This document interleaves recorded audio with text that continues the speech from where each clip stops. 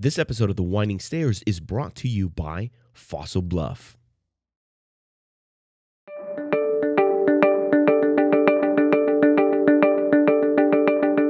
Yeah. Now, and it's funny. I'm glad you mentioned your name, right? I wanted to dig a little bit deep into it. If you guys haven't caught up yet, it's a play on the widow's son. Mijo is my son in Spanish. It's a term of endearment, so widow's Mijo is just a play on those words. How did you come about with that name, and how long ago have you been using it?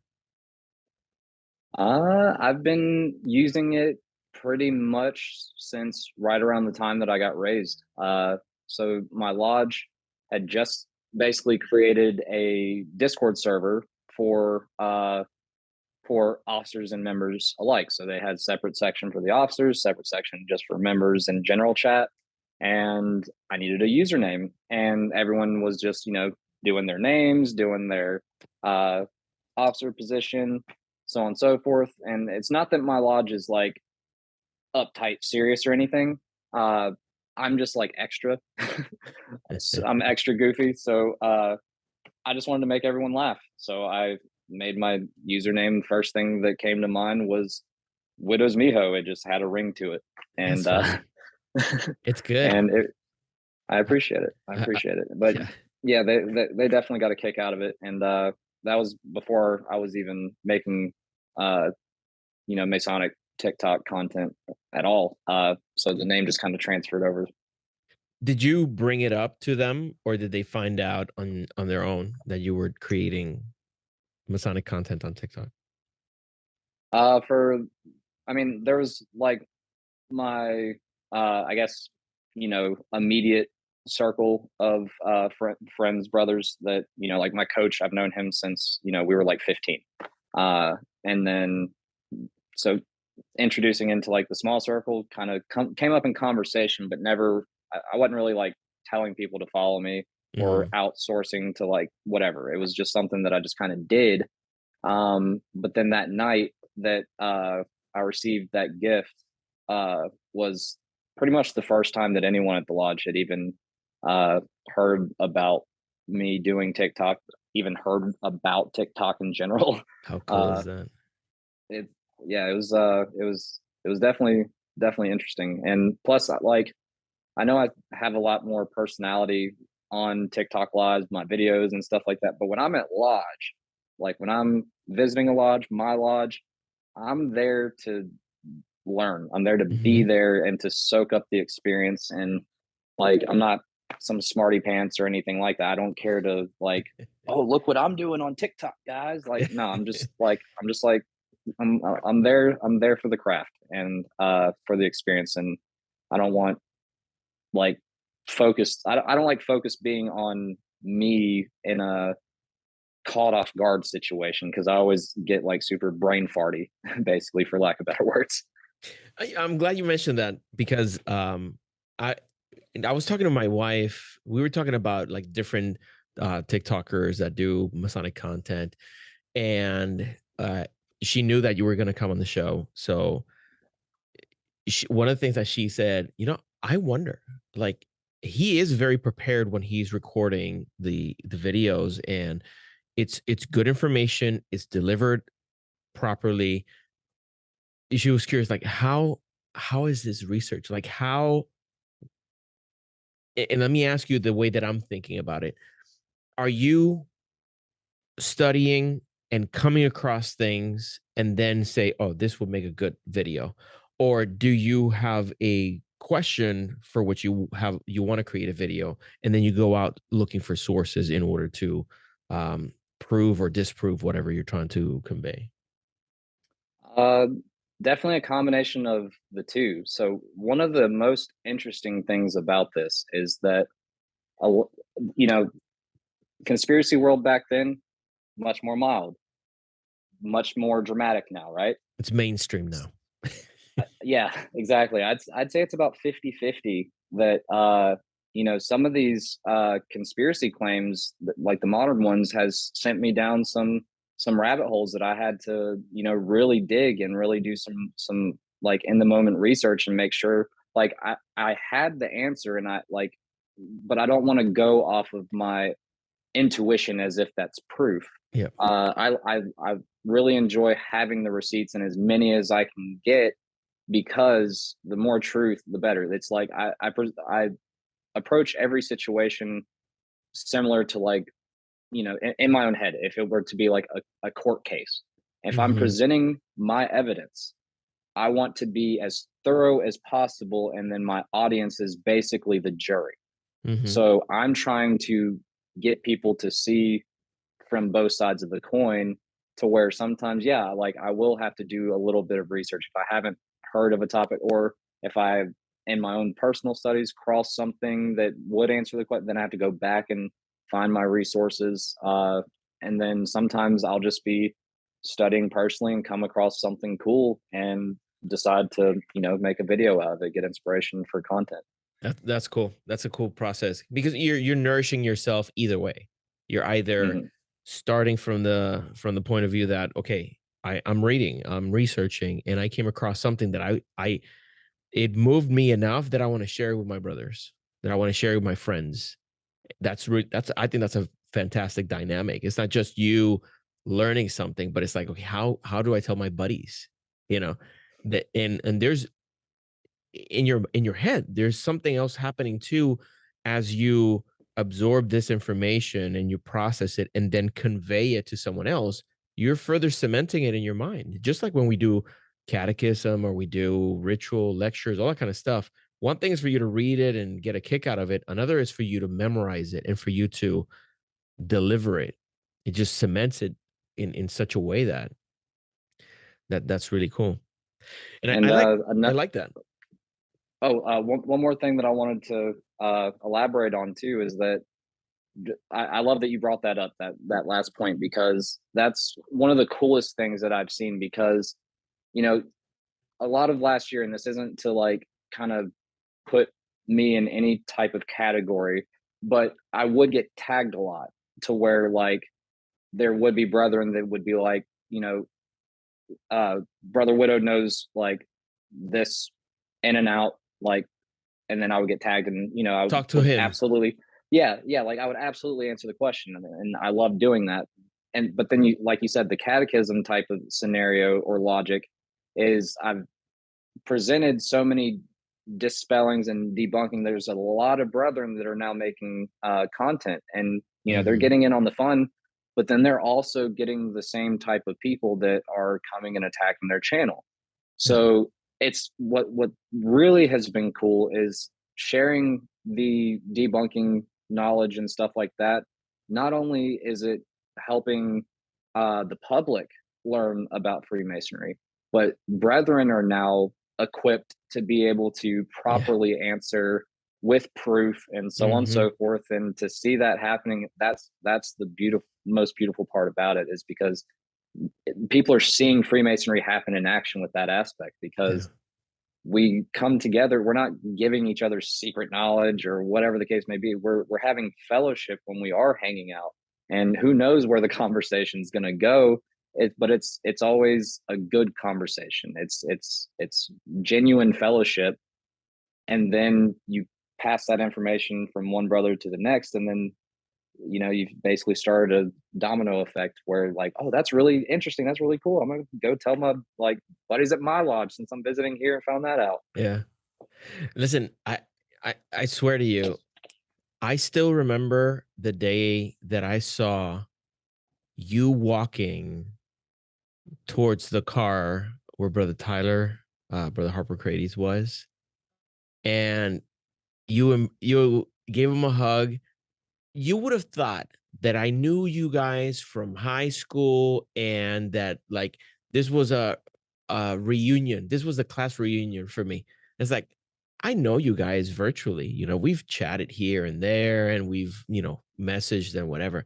But I genuinely felt as if you were super close to me and he was super close to me and you guys finally got to see each other after a long time of never seeing each other. The power of this platform to connect brothers from one place like, what are the chances that you and I we're gonna run into each other and we're gonna engage in a conversation about masonry, just organically? What were the chances of that? Very, very Slim to slim, none. right? And here we are, we're sitting down having a conversation. I'm seeing brothers traveling, which is another thing I wanted to talk to you about. This interesting phenomena of TikTok travelers. Like, I have met with brothers that do TikTok Masonic content, and I'm gonna meet a whole bunch this weekend. But like, I've had brothers come down to my lodge. I've gone up to brothers' lodges, and I'm seeing it everywhere. I'm seeing brothers connecting and traveling and getting that aspect that I think is super important about Masonic travels. But here, it's almost like this additional passport that we have. It's like we're stamping our travels. Where do you think this whole coming together, uh, uh like, it seems organic to me, but like, what do you think is making that happen, where you have so many Masonic TikTokers that are traveling and connecting? Well, most importantly, I absolutely believe everything happens for a reason. So I do think that there's divine intervention. And we all know who the most attending member in Freemasonry is, and that's the Great Architect. Nice. So I think that there is uh, a reason. There's a reason that this all needed to happen. That this all needed to come to fruition.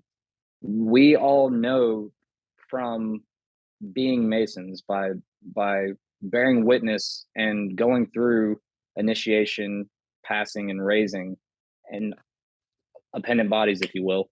We know what we go through. We know what we cherish. We know the ins and outs of our fraternity and what it gave to us. So I think that ultimately, you know, God loves Freemasonry as Mm, much as we love Freemasonry, and it was getting to a point that it just had too much negative light, and honestly, I think that we kind of perpetuated that a little bit. Now it's mhm, understandable due to history of persecution and tradition carrying on throughout generations, but uh, you know it's time now where the only real persecution that we're facing is online, and mm. other than that, it's really not not nearly as bad as history shows us. True. True. Yeah, we're fortunate about that. And the country that we live in, that we have the liberty to do such a thing. Because there are other countries that where being a Mason has to be a discreet thing. And it's unfortunate, right, that there's so much ignorance out there. So Hmm. I'm glad that I'm glad that we're being accepting of what you and I do. I Hmm. do my podcast, my YouTube channel, some TikTok. You double down on the TikTok. You do some Instagram, by the way. Awesome Instagram. I'm gonna, if you're okay sharing it, I'll put it in the in the notes. But Yeah, yeah, it, absolutely. I think super well crafted. I mean, you're an artist. I mean, you have a vision, so I like what you've done with it. But Thank you. you're welcome. One question I had about the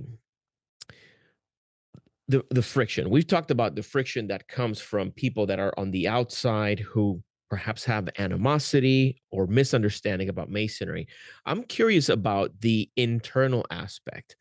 Have you faced any kind of pushback, whether locally from your jurisdiction or from the Masonic community as a whole? Can you tell me what your experience has been with that, if any?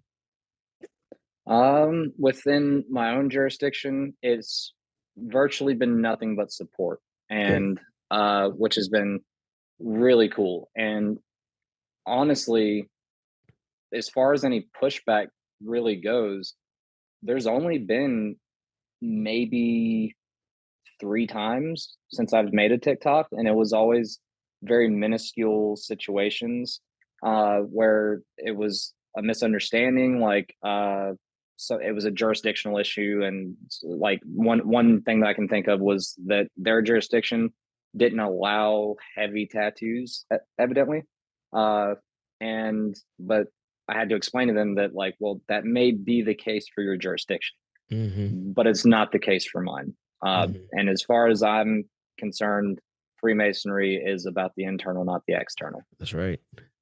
That's right. So, I mean, this is a perfect example. As far as content goes, I mean, people have said like, "Oh, he's using songs with curse words," or like, you know, you get your a bit more reserved type of individuals, traditional type of individuals, and that's fine.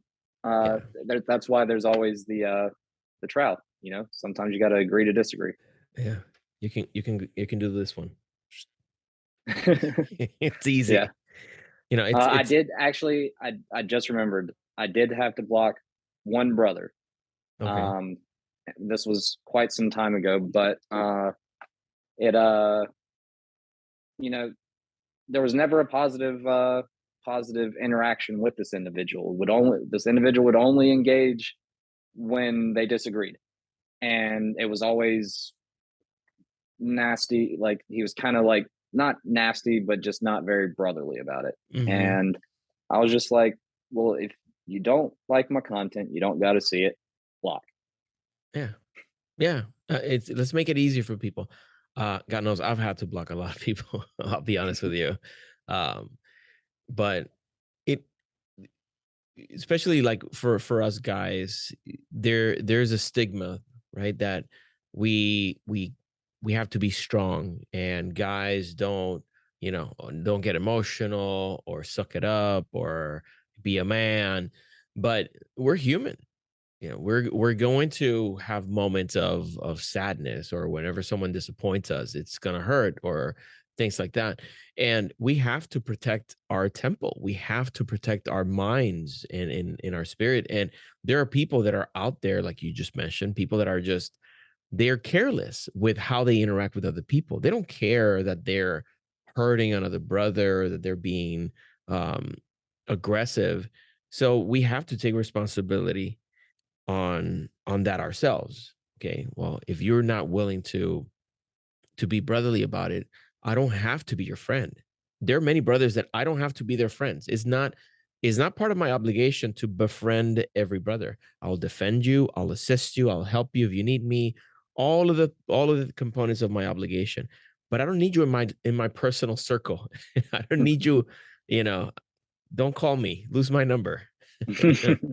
Yeah, don't tag me in any more conspiracy videos, because sorry, buddy. If someone else tags me though, I got him. Yeah, it's very interesting. Um, Fossil Bluff is a purveyor of uncommon Masonic artifacts, a creator of bespoke, handcrafted, curious creations. Their tagline, "Gifts for today, inspiration for a lifetime," is more than just a catchy phrase. It encompasses the ideal that results from a lifetime of experiences that reach beyond the ordinary. It is the goal of Fossil Bluff to help you continue your experience through their thoughtfully crafted collection and provide like-minded individuals with items that invoke a feeling of heritage, legacy, mystery, and quality. Fossil Bluff strives to inspire each and every person that finds them with a sense of discovery and possibilities that exist in all they aspire to do. To see their collection and take advantage of the exclusive promotion they've set up just for our listeners, visit fossilbluff.com/TWS. I have to say I've really enjoyed seeing your content. I've heard a lot of good things from brothers. It speaks for itself. You see the response that you get. I do appreciate the fact that you're educating, and again, you're bringing receipts. You're bringing the proof. You're showing, oh, this is where I read it. Here's the book. Look for it. And whenever someone's making a claim, which goes back to one thing in Masonry, one of the stances that the fraternity had in general was that if anybody would speak ill about the fraternity or would say things about the fraternity, it was not our problem. It was our mission to still work in the quarries with the brethren and help them evolve, help them grow as man, and go out there in the community and labor in the field. But in a world of social media connectivity, where anybody with a microphone can have a podcast or start a YouTube channel, anybody with a phone, which is everybody, can start a TikTok channel and say whatever they please about Freemasonry or any of its dependent bodies. We can't have that relaxed, oh, let it be what it is.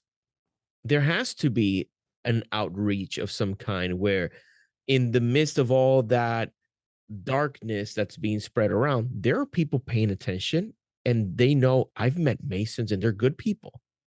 This doesn't jive with what I know Masons to be.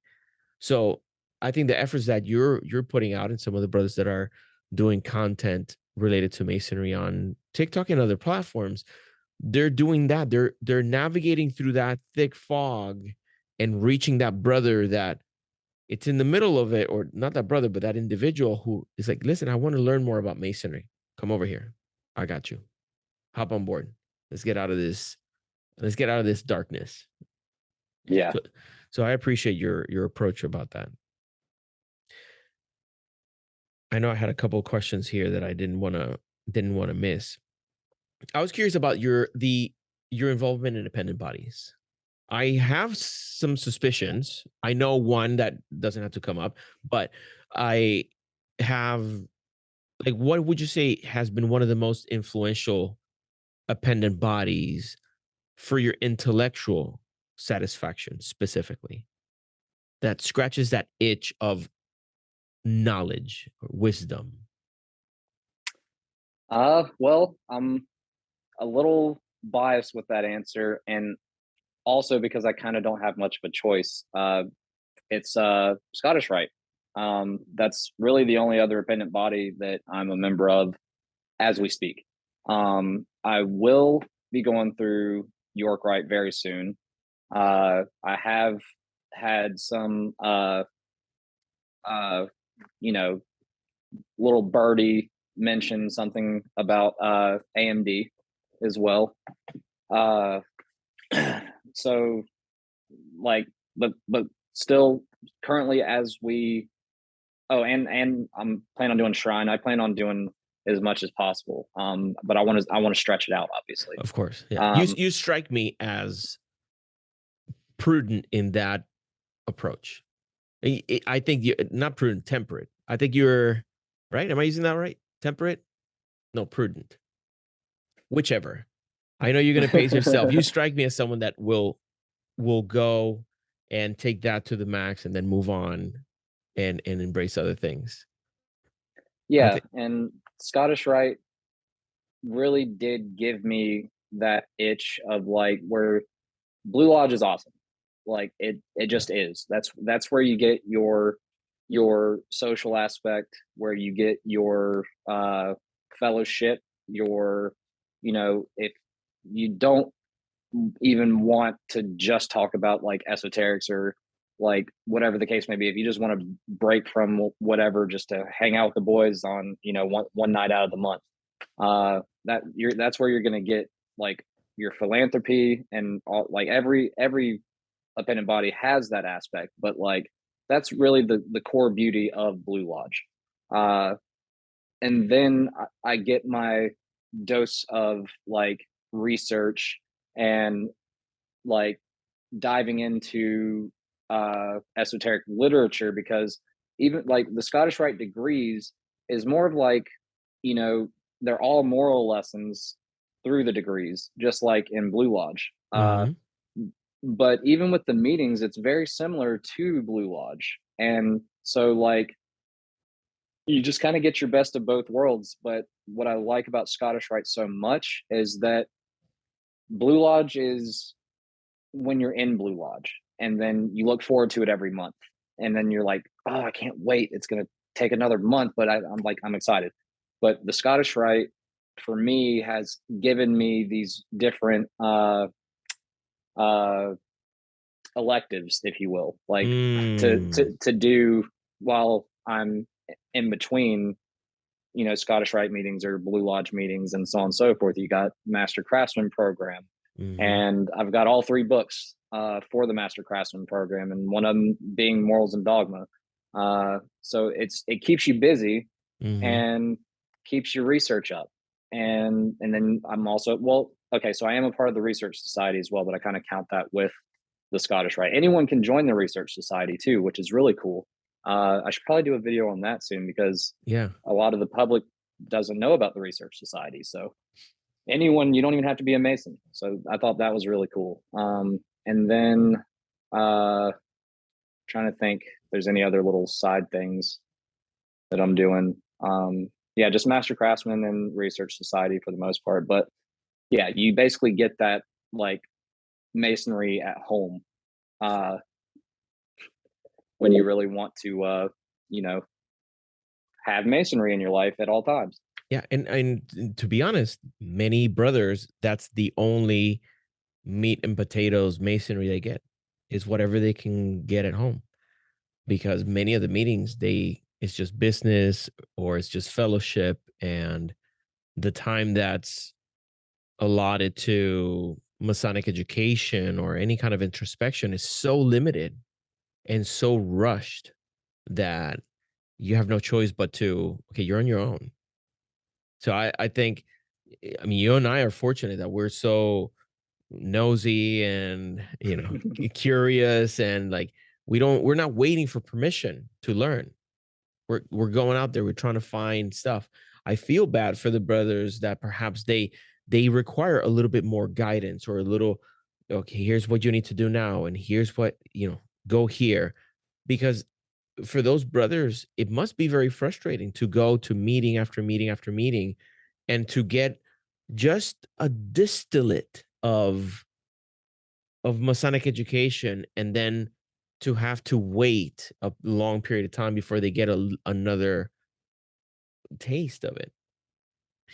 But I mean, we're lucky that we live in the time that we do, where with just a tool as minute as this one, we can reach the knowledge of the universe. Oh yeah, yeah. And like another thing to bring up too, because I've had the blessing of being able to meet so many brethren from all over, that basically, like, I've had enough time, about a year and a half of like online presence, that I've kind of mentally just been collecting a consumer report of just, I mean, I'd say at least hundreds, like in the very least hundreds, like as far as comments go, messages, just personally getting in touch, running out to people or running into people out in public. That there's a similar thing where sometimes, you know, people join Masonry with certain expectations, and they end up unfortunately feeling like they didn't get that with their Blue Lodge experience. And it's because I think that there's 2 issues there, is that basically it's an internal and an external issue, is that we're not being thorough enough on the mentoring, as far as encouraging and really emphasizing that this is your path. We give you the tools, Yep. and we give you the lectures, but then if you want to understand, like, you're not coming to the meetings to, you know, learn the secrets of the universe. Like, you're coming to Lodge for the philanthropy, for what Masonry ultimately is like one of the major cornerstones of the fraternity. And so you got to be a team player in that aspect. If you're coming for knowledge, that's fine too, but that's the part that really needs to be pushed by the Lodge and understood by the candidate, that it falls on you. It's basically, here's your degrees, now you're on your own. Yep. We're not going to tell you what to believe, because, you know, people already think we're a cult anyways. It's kind of hard when it's like the epitome of, here's your degrees, now leave me alone. Basically, that's what Freemasonry is. Yeah. Freemasonry says, here you go, Now, bye Good bye. luck. Come, Good but luck. come back and hang out and let us know what you found. That's true. It's like in masonry, you have these guideposts. Like what comes to mind is the fellowcraft degree, where you're pointed in the direction. It's like, okay, if you head this way, you're gonna encounter grammar, okay, and you're gonna have to spend some time there in grammar, so you can learn the difference between than and then, for the love of God, and there. yeah, there.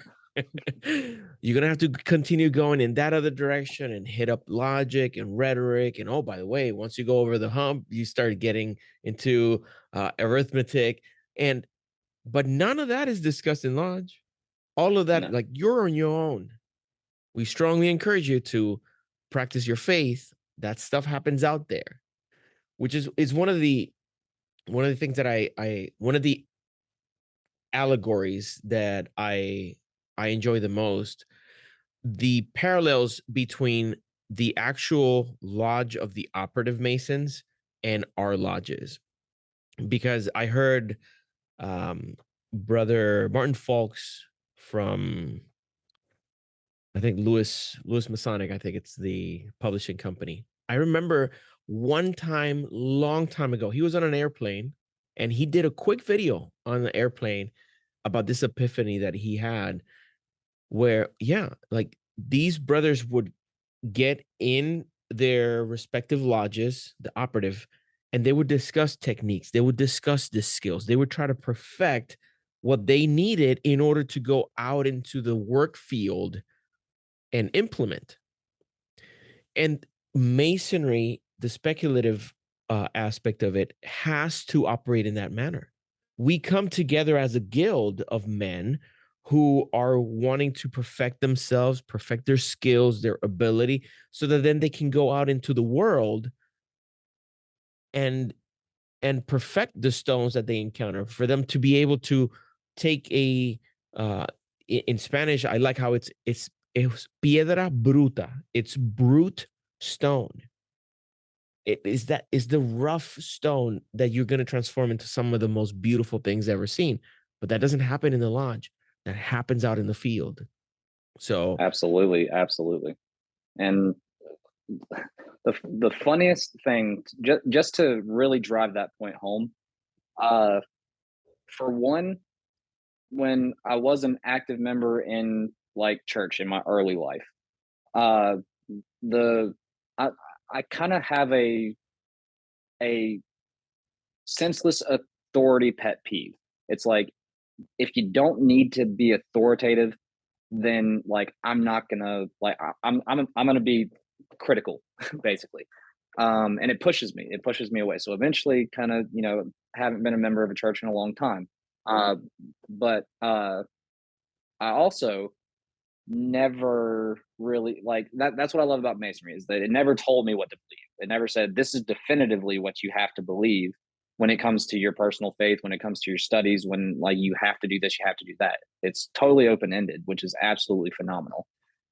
On top of that, I, especially after the second degree, I did not own a book basically in my entire life. I mean, I owned like the Harry Potter series back in the 90s when that first came out. And I mean, as you see here behind me, I literally just got a book in the mail today, actually. This one is Freemasonry and Catholicism, the Rosicrucian Fellowship by Max Heindel. And Max Heindel's not a brother, but as far as I know, I'm pretty sure that he obviously was a Rosicrucian. And Rosicrucianism is absolutely fascinating to me, by the way. Just going to shamelessly plug Rosicrucianism out there. But again, it's, no one told me to do this. No one told me to go and start a home library. Like, I just got fascinated with, especially with old books and everything too. Just like, it's just a wealth of knowledge that, we have an infinite amount on our phones, our computers, whatever the case may be. But there's just, I never really like appreciated the tangible aspect of like having a book. And there's a major difference between reading something on an LED screen or watching something on a TV that's literally telling us what to visualize. Mhm. The books give you that brain exercise that Mhm. everyone needs. You know, it's an organ. It needs to be exercised. It needs to be stimulated, and like growing your imagination, like it does wonders. And I think that this generation is, you know, my generation and younger, books are not very prominent, and that's another thing I try to push with my account is like seek your own knowledge, but also make sure you read books. Yeah. No, no, you do an amazing job at that. I want to thank you so much for how generous you've been with your information and with your time. Thank you for coming over to the Winding Stairs and spending some time with me. Um, the place for brothers to find you and learn more about you is TikTok, right? Yeah, that's pretty much. I'm not very active on Instagram, honestly. Okay, perfect. So I'm but gonna I mean, by all means, you can absolutely whatever you feel is best. okay, sounds good. Uh, my VIP people are gonna get your Instagram. Okay, sounds good. But brother, I really appreciate you. I really admire what you do. Keep on doing the work that you're doing. I think it's the kind of work that really has an impact and makes a difference. So I applaud you for it. Thank you so much, and I greatly appreciate you having me, and you know, even your time as well. You know, that 24-inch gauge only extends so far every day. So being a part of your time today has been an absolute blessing. So I Br- appreciate it. Likewise, brother. It's been tremendous. And for the brothers out there, if you like this kind of content, I definitely appreciate it. If you make sure that other brothers find it as well. There's no better way for you to help us move the Winding Stairs forward than to putting it in the hands of other brothers that may appreciate Masonic education and inspiration. I want to also say thank you to all our supporters on Patreon who get a behind the scenes look at how we do this, the kinds of preparations that take place here. They help us with topic selection. They help us with choosing the art that goes into the thumbnails. So if you want to be a part of that exclusive group, make sure to go to patreon.com/Juan Sepulveda. Links are in the description. I thank you so very much. And until next time, may your steps be firm and your path illuminated as we continue our journey up the Winding Stairs. This episode of The Winding Stairs is brought to you by Fossil Bluff. To see their collection and take advantage of the exclusive promotion they've set up just for our listeners, visit fossilbluff.com/TWS.